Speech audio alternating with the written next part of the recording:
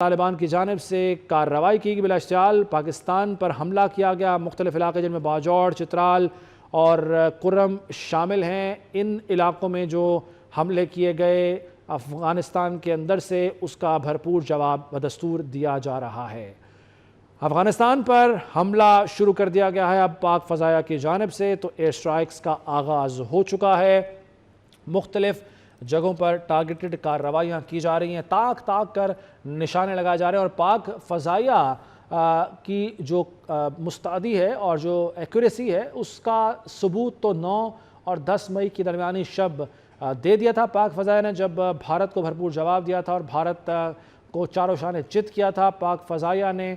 तो आज भी यही पाक फ़ज़ाया फ़ज़ाओं में पाकिस्तान की बरतरी का सबूत बनकर इस वक्त हमले कर रही हैं। इसी पर बात करते हैं। सीनियर सहाफ़ी जनाब सलीम बुखारी साहब हमारे साथ मौजूद हैं। बहुत शुक्रिया बुखारी साहब वक्त देने के लिए। सर, खुद दावत दी है अफ़गान तालिबान ने उस गज़ब को जिसका निशाना अब वो बन रहे हैं, और अब पाक फ़ज़ाया भी मैदान में आ गई है, भरपूर जवाबी कार्रवाई कर रही है। सर, कैसे देखते हैं आप? देखिए, वो मेरे ख्याल से इसके लिए जो इस्तेलाह इस्तेमाल की जा रही है, पंगा लिया है। ये पंगा जो उन्होंने लिया है, इसकी कीमत तो अब अदा करनी पड़ेगी उनको। बार बार उनको वार्निंग दी गई थी, बार बार उनसे राब्ता किया गया था, कहा गया था उनको कि दहशतगर्दी की सहूलतकारी आप बंद कर दें। हिंदुस्तान के कहने पर क्यों आप अपनी तबाही पर तुले हुए हैं, लेकिन काबुल रजीम जो है उसके कानों पर जूं नहीं रहेंगी। तो फिर यही होना था जो इस वक्त हो रहा है। अभी आप देखिए, जिस शिद्दत से हमने अब जवाबा गजल पेश करना शुरू किया है, तो उनकी चीखें निकलेंगी। अभी पाकिस्तान की फ़ज़ाइया जिस किस्म की कार्रवाई कर रही है, इसका शायद उनको अंदाजा नहीं था, या वो किसी गलतफहमी का शिकार थे। एक बड़ा एमुनिशन डिपो जो है वो तबाह कर दिया गया है नंगरहार में, और इसके अलावा बहुत सारे जो यानी उनके ठिकाने थे दहशतगर्दों के, उनके ऊपर भी एरियल बॉम्बिंग की गई है। और जो पाकिस्तान की ज़मीनी अफवाज हैं, वो भी उस इलाके में पाकिस्तान बॉर्डर के साथ साथ जो है वो कार्रवाई में मसरूफ़ है। कई पोस्टें जो है उनकी वो हमारे कब्जे में है, पाकिस्तान का झंडा वहाँ लहरा दिया गया है। ये सब जो है, इसका कोई जिम्मेदार नहीं है सिवाय अफ़गान तालिबान रजीम जो काबुल में है। उन्होंने ये पंगा लेके अपने लिए मुश्किलात खड़ी की हैं।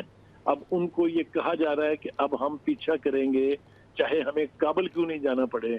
तो ये सूरत हाल जो है ये बहुत गंभीर है अफगानिस्तान की रजीम के लिए। पाकिस्तान ने बहुत सब्र का मुजाहरा किया है, बहुत बर्दाश्त का मुजाहरा किया है।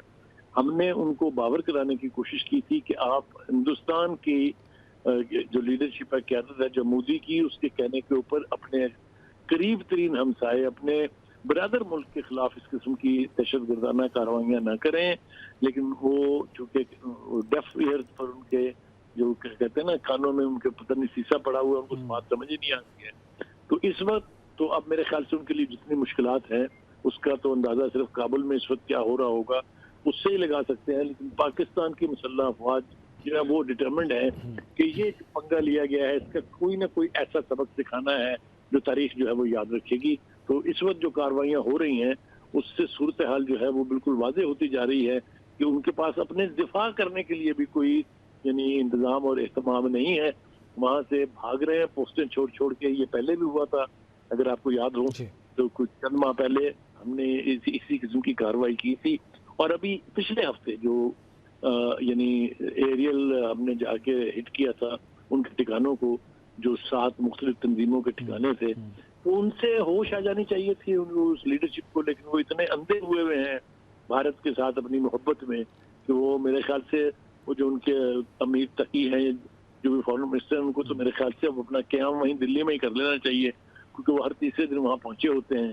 तो उसका यही नतीजा निकलना था कि अगर आप अपने करीबी हमसाए, अपने दरीना दोस्त जिसने आपको इक़्तिदार के ईवानों तक पहुंचाया है, क्योंकि अगर हम दोहा मुज़ाकरात नहीं कराते तो ये तालिबान कहीं करीब नहीं फटक सकते थे अफगानिस्तान के दारुल हुकूमत काबुल के। तो ये इसके बारे में कहा जाता है कि ये बहुत ही एहसान फरामोश कौम है, कि उसी का सबूत है जो उन्होंने दिया है, और ये सबक उनको पढ़ाना बहुत जरूरी था। जी सर, आपने अभी चंद महीने पहले वाली कार्रवाई का हवाला दिया, तब भी यही हुआ था कि इन्होंने सफ़ेद परचम जो है वो लहराने शुरू कर दिए थे और भाग कर गए थे तुर्की के पास, कतर के पास, और सालसी कराने की कोशिश की थी, और कुछ टाइम बाइंग बेसिकली वो टैक्टिक्स थी। तो अब भी आप समझते हैं कि यही इनकी तरफ से ये टैक्टिक अपनाई जाएगी? लेकिन अब पाकिस्तान ने जो पहले लिहाज कर लिया था, आप समझते हैं कि पाकिस्तान को अब इनका लिहाज नहीं करना चाहिए, बल्कि अब जो काम शुरू किया है उसे मुंतकी अंजाम तक पहुँचाया जाए? देखिए ये मंतकी अंजाम तक इसलिए भी पहुंचेगा कि हिंदुस्तान का स्पॉन्सर्ड जो सोशल मीडिया है वो झूठी खबरें फैला रहा है कि तालिबान ने ये कर दिया, तालिबान ने ये कर दिया, तालिबान वो दाखिल हो गए पाकिस्तान के इलाके में। ये टोटल स्पॉन्सर्ड है इंडिया की, जाली खबरें हैं, उसकी तरदीद भी की जा चुकी है। लेकिन फिर मेरे ख्याल से ये फैसला किया गया कि इन झूठी खबरों की तरदीद करने की बजाय इनको ऐसा सबक पढ़ाया जाए जो आने वाली नस्लें में इनकी याद रखें। तो उस सबक का पहला सफा जो है वो हमारी आंखों के सामने, आप टीवी स्क्रीन देख लीजिए, आपको पता चल जाएगा कि इस वक्त पाकिस्तान के मुसल्लह अफवाज कितनी इफेक्टिव कार्रवाई कर रही है। जी।